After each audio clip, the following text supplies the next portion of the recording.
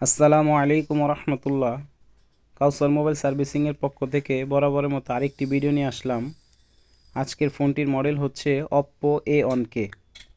আর ফোনটির প্রবলেম হচ্ছে ফোনটি চালু হয় না।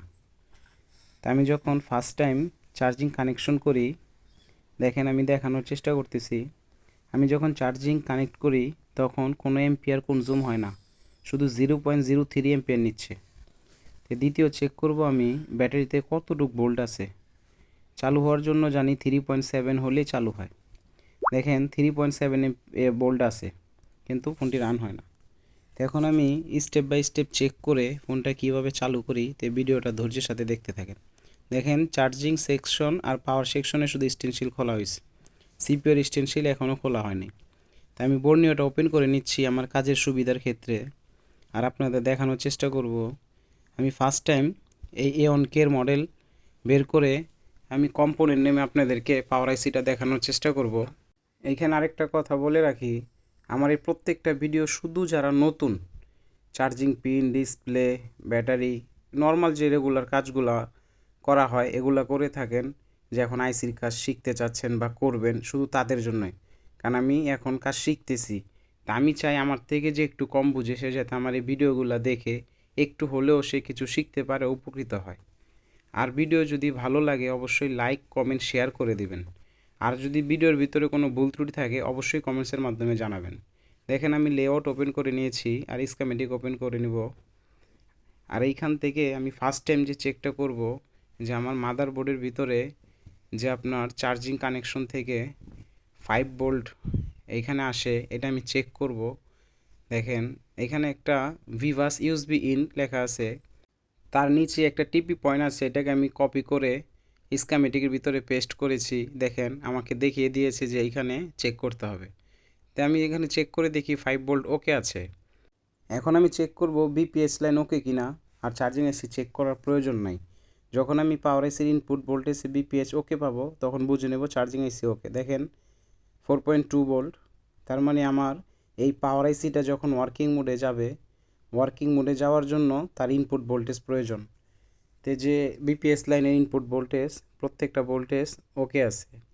এখন আমি যে কাজটা করব, এই পাওয়ার আইসি থেকে আউটপুট ভোল্টেজ যে বাক সাপ্লাই দিয়ে হবে, এই প্রত্যেকটা বাক সাপ্লাই আমি ভোল্টেজ চেক দিব। প্রথম যে বাক সাপ্লাই এটা হচ্ছে বি প্রক, এই কয়েলের মাধ্যমে আউটপুট হবে। দ্বিতীয় নাম্বার যে বাক সাপ্লাই সেটা হচ্ছে বি কোর, এটাও আপনার ভোল্টেজ আসবে। তারপরে বি মডেম, এটাতেও ভোল্টেজ আসবে। তারপরে নিচের একটা বিপিএ, এটাতে কোনো ভোল্টেজ আসবে না, যখন ফোন রান হবে নেটওয়ার্ক সেকশন ওয়ার্কিং মোডে যাবে তখন ভোল্টেজ আসবে।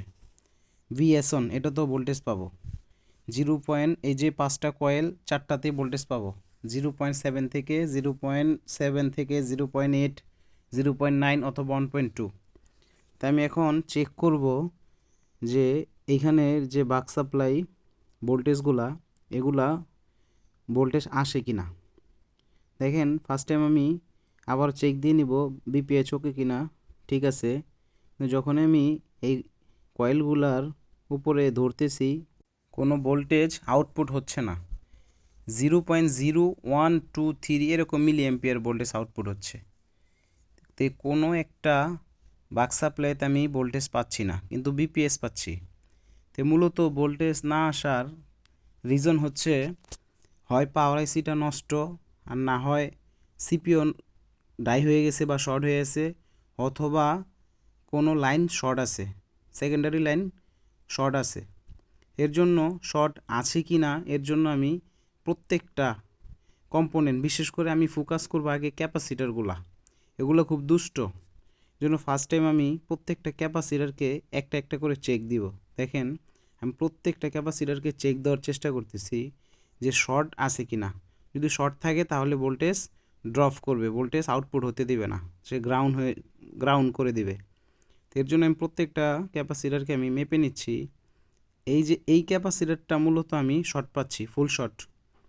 হয়তো আমি ভিডিওতে দেখাতে পারছি না, কিন্তু এটা ফুল শট, মাল্টিমিটারে দোনো পাশেই বিপ দিচ্ছে। এখন যে কাজ করব, এই লাইনটা কিসের, কার সাথে সম্পর্কিত, এটা আমি বিপ ম্যাপের সাহায্যে দেখার চেষ্টা করব। দেখেন আমি জুম করে দেখানোর চেষ্টা করতেছি, এই সেই ক্যাপাসিটার শর্ট। এটা কার সাথে সংযোগ? ইএমএমসি 1 2 3 4, চারটা ক্যাপাসিটার এবং ইএমএমসি আর পাওয়ার আইসির সাথে একটা ক্যাপাসিটার। এটা হয়তো পাওয়ার আইসি শর্ট, না হয় ক্যাপাসিটার শর্ট, না হয় ইএমএমসি শর্ট, আর না হয় ইএমএমসির পাশে যে চারটা ক্যাপাসিটার সেইটা শর্ট। এর জন্য এই শর্টটা কোনটা এক্স্যাক্টলি এটা আমি বোঝার জন্য এখানে ধোঁয়া থেরাপি দিব। আর এইখানে দেখেন আমি কিন্তু এইখানে নর্মালি কথা বলার চেষ্টা করতেছি যতটুকু সম্ভব। আর এর আগের ভিডিওতে আমি ঢাকার ভাষায় কথা বলার চেষ্টা করছি, অনেকে অনেক কমেন্টস করছেন। তো আমি আবারও বলতেছি যে এখনকার যে ভয়েস এটা ঠিক আছে না আগের ভয়েসগুলো দিব, এটা কমেন্টসের মাধ্যমে জানাবেন। আপনারা যেভাবে চাবেন ইনশাআল্লাহ আমি সেভাবেই দিব। তো ভিডিওটি যদি ভালো লেগে থাকে আর যদি একটু উপকৃত হয়ে থাকেন তাহলে অবশ্যই লাইক কমেন্ট শেয়ার করে দিবেন। আর আপনি যদি একটু উপকৃত হন আমি ভিডিও ছাড়ার কারণে, দেখার কারণে, আপনি যদি একটা শেয়ার করে দেন অবশ্যই অন্য একজন ভিডিওটি দেখে উপকৃত হবে। দেখেন এইখানে যখন আমি ভোল্টেজ দিচ্ছি ক্যাপাসিটরটি মেল্ট হয়ে যাচ্ছে। এখন এই ক্যাপাসিটার এখানে দুইটাই মেল্ট হয়েছে, কিন্তু শর্ট যে কোনো একটা। এটা রিকনফার্ম হওয়ার জন্য আমি এইখানে যদি ভোল্টেজ ইনজেক্ট করি ওইখানে পুড়ে যাবে, কিন্তু ভিডিওতে দেখাতে পারবো না। এর জন্য আমি কষ্ট করে আপনাদের সুবিধার ক্ষেত্রে একটি এইখানে জাম্পার করে নিব। জাম্পার করে এখানে আমি ভোল্টেজ ইনজেক্ট করব আর ওই পাশে দেখানোর চেষ্টা করব আপনাদের সুবিধার ক্ষেত্রে।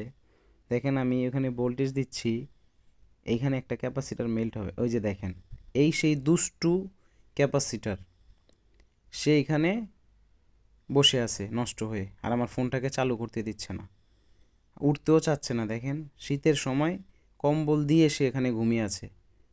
উঠো দোস্ত, উঠো। উঠে গেছে। এখন আমি দেখব ফোনটি রান হয় কি না। তো ভিডিওটি ধৈর্যের সাথে দেখলেন, সময় দিলেন, ইনশাল্লাহ কিছু হলে উপকৃত হয়েছেন। আর ভিডিওটি যারা দেখেন অবশ্যই আমার কাছেও ভালো লাগে যখন কমেন্টস করেন, শেয়ার করেন। তো আজকের ভিডিও এতটুকুই, দেখা হবে নেক্সট কোনো ভিডিওতে। তো সবাই সুস্থ থাকবেন, ভালো থাকবেন, আর আমার জন্য দোয়া করবেন। আসসালামু আলাইকুম ওয়া রাহমাতুল্লাহি ওয়া বারাকাতুহু।